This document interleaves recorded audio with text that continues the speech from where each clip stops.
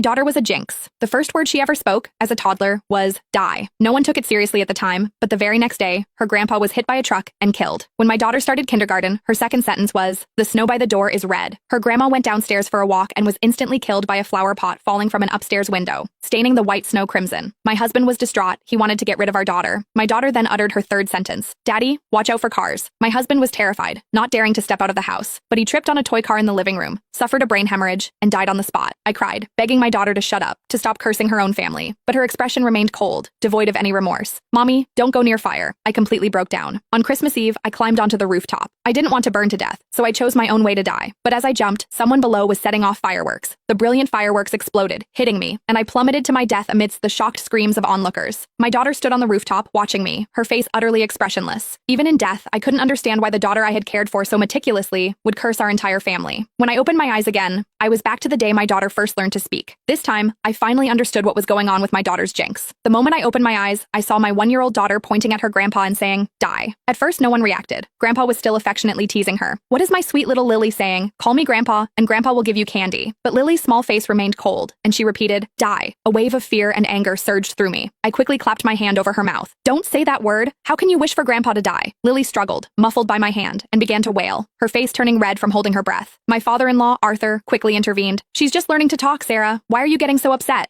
I pressed my lips together, my body trembling uncontrollably. "She's cursing you." Arthur paused, then laughed. "What are you talking about? She's so young. How could she possibly know what die means?" I didn't know how to explain, so I could only tell Arthur to be careful when he went out these days, especially to watch out for cars on the road. Arthur said he understood, but he didn't take it seriously at all. I repeated the warning to my husband, David, who also laughed at me, saying I was overreacting. He looked at Lily tenderly, saying our daughter was anything but a jinx. He even tried to comfort me. "Sarah, are you having postpartum anxiety? Maybe you should take a break and let my parents take care of Lily for a while." A sudden chill ran through me. I immediately shook my head. No, absolutely not. What if Lily cursed someone else when I wasn't around? But a sliver of hope remained in my mind. What if the previous incidents were just accidents? I hadn't let Arthur leave the house for days, and I'd even put away all the toy cars. I was terrified of a repeat of what happened to David in my previous memory. After a few days at home, Arthur got bored. "I'm just going for a walk in the garden downstairs. Don't you worry about it." I warned him repeatedly not to go anywhere near cars, but Arthur still had an accident. He missed a step while going down the stairs, tumbling all the way down. His head landed precisely on a protruding nail. Arthur died on the spot. When the ambulance arrived, they immediately called the funeral home. My mother-in-law, Martha, knelt beside Arthur, sobbing uncontrollably. How could this happen? But her usually kind husband was gone forever, unable to hear her cries. David rushed back from work, his eyes immediately red with tears. Yet, he calmly contacted relatives and friends, preparing Arthur's funeral. I held my innocent daughter, overwhelmed by guilt and self-blame, but Lily remained perfectly innocent, as if nothing had happened. I pinched her cheek, making her look at me. "Lily, tell Mommy, why did you say that word? Why did you have to curse Grandpa?" But my daughter couldn't answer.